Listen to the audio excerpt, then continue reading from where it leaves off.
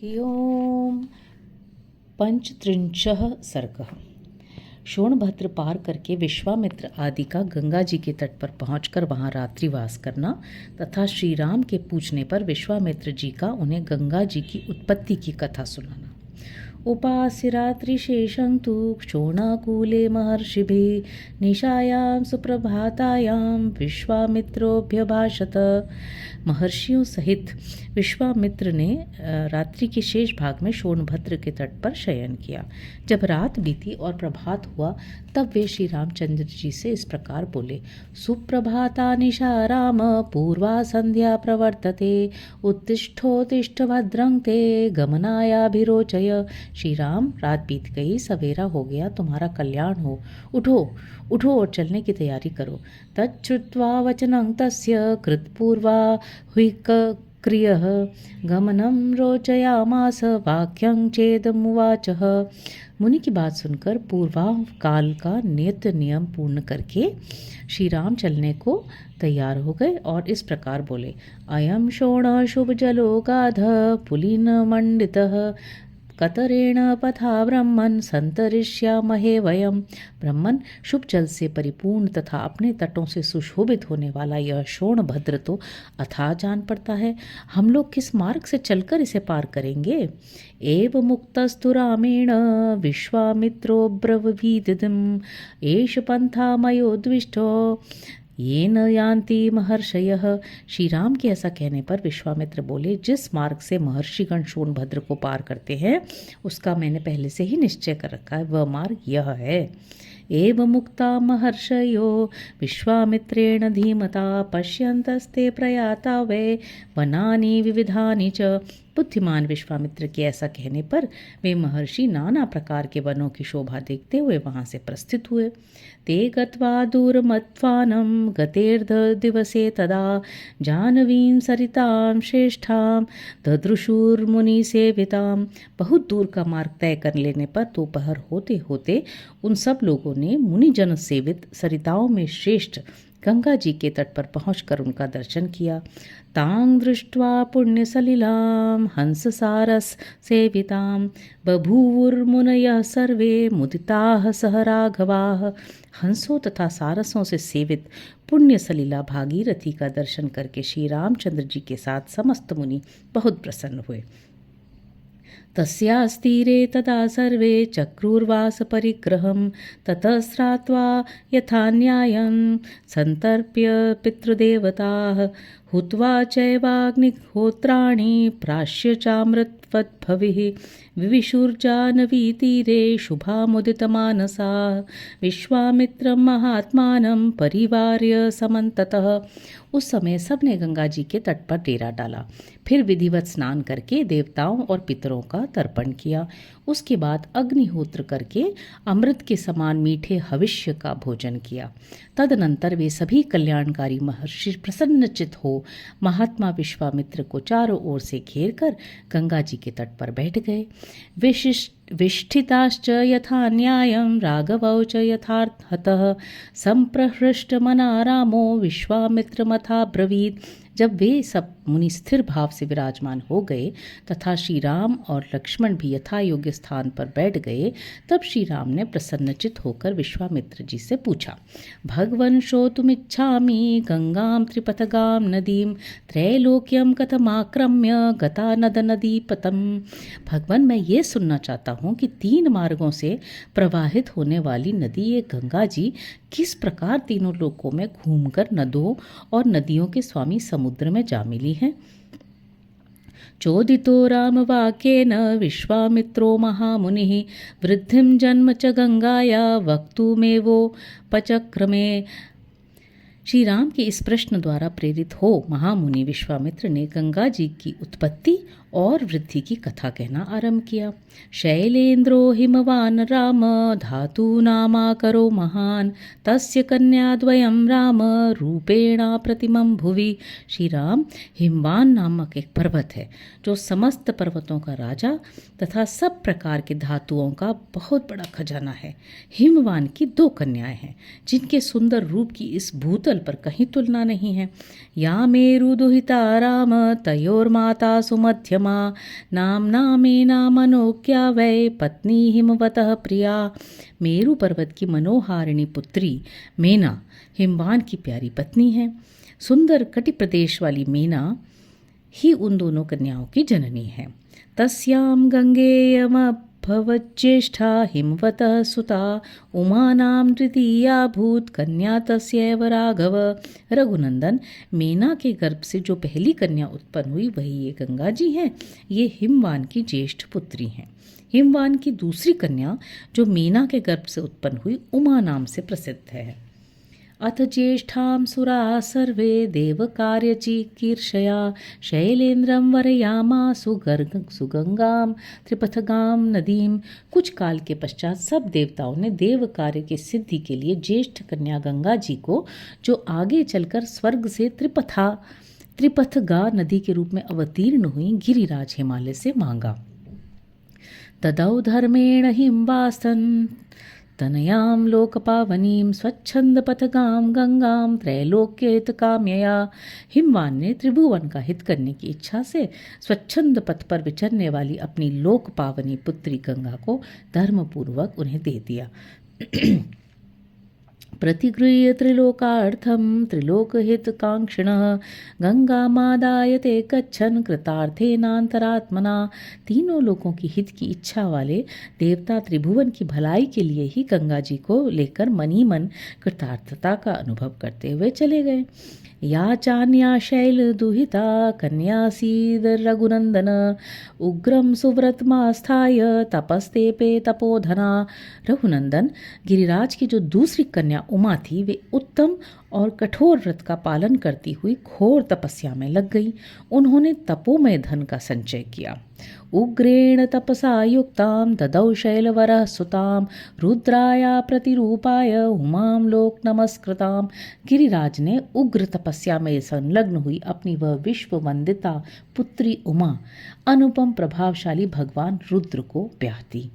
एते ते शैलराजस्य सुते लोक नमस्कृते गंगां च सरितां श्रेष्ठा उमा देवी च राघव।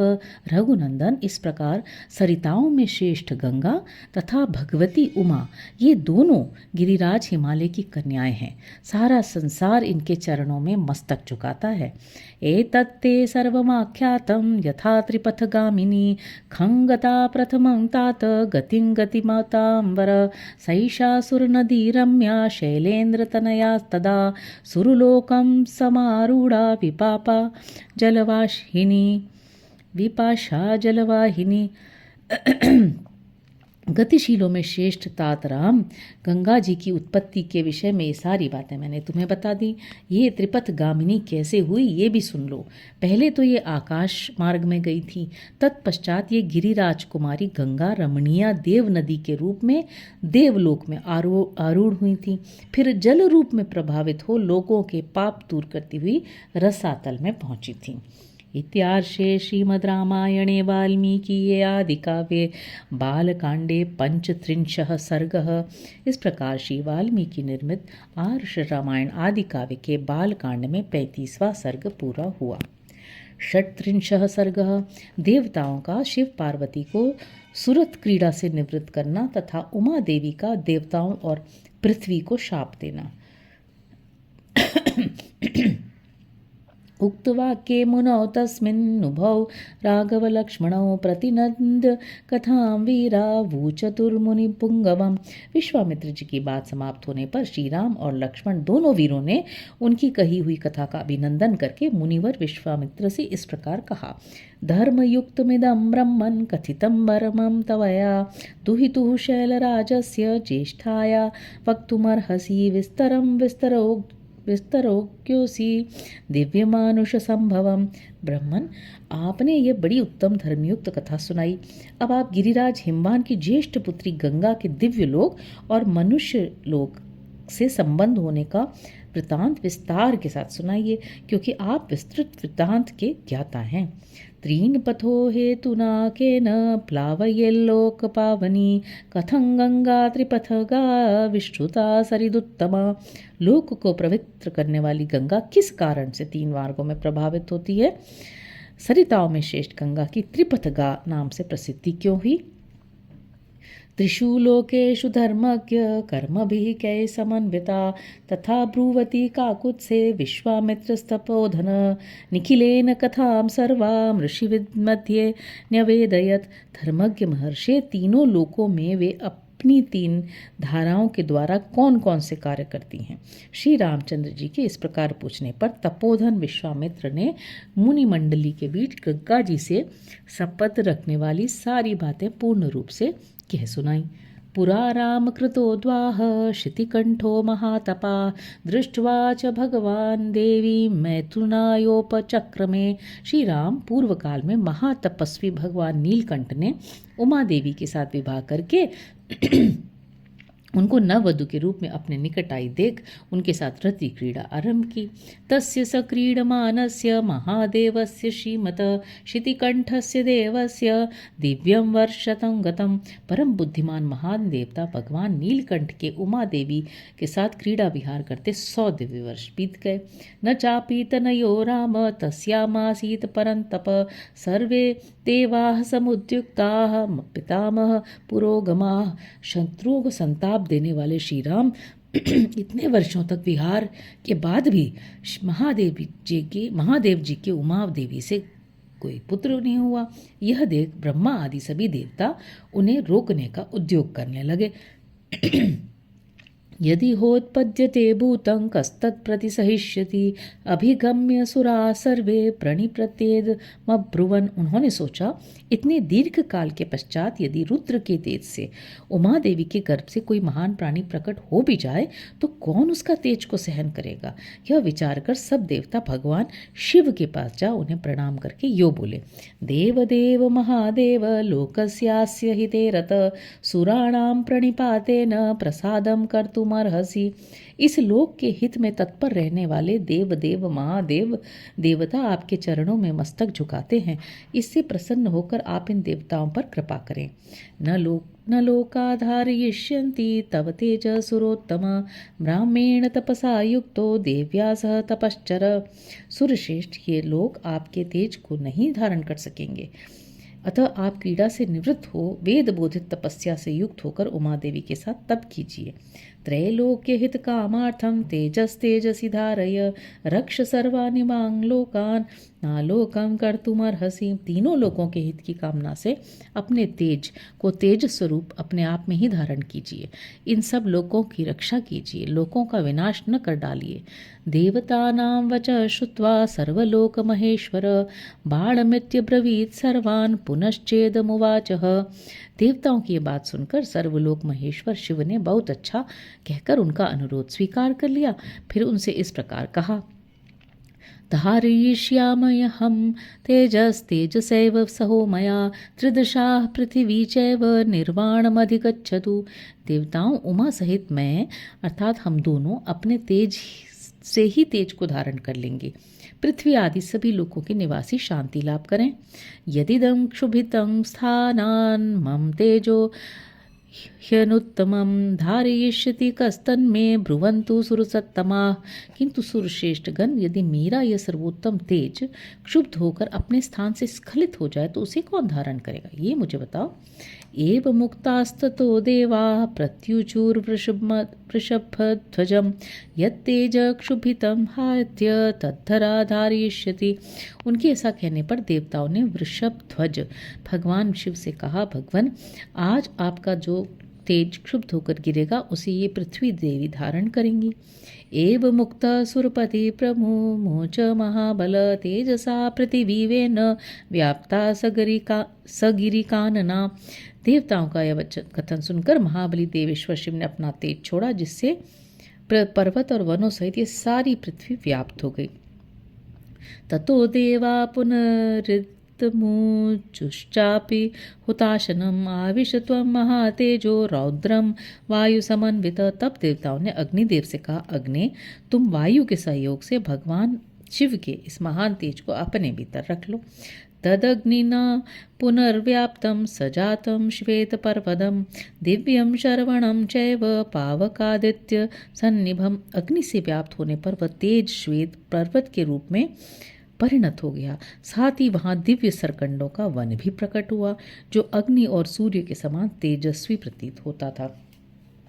यत्र जातो महातेजाः कार्तिकेयोऽग्निसंभव अथो मां च शिवं चैव देवासर्षिगणास्तथा पूजयामासुरत्यर्थं सुप्रीत मनस्तदा। उसी वन में अग्निजनित महातेजस्वी कार्तिकेय का प्रादुर्भाव हुआ। तदनंतर ऋषियों सहित देवताओं ने अत्यंत प्रसन्नचित होकर देवी उमा और भगवान शिव का बड़े भक्तिभाव से पूजन किया। अत शैल सुता राम त्रिदशानिदमब्रवीत् समन्युर्षपवत सर्वान् क्रोध संरक्तलोचना। श्री राम इसके बाद गिरिराज नंदिनी उमा के नेत्र क्रोध से लाल हो गए। उन्होंने समस्त देवताओं को रोषपूर्वक शाप दे दिया।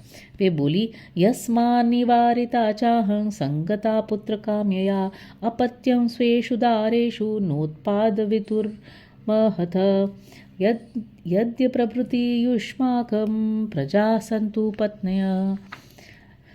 देवताओं, मैंने पुत्र प्राप्ति की इच्छा से पति के साथ समागम किया था, परंतु तुमने मुझे रोक दिया। अतः अब तुम लोग भी अपनी पत्नियों से संतान उत्पन्न करने योग्य नहीं रह जाओगे।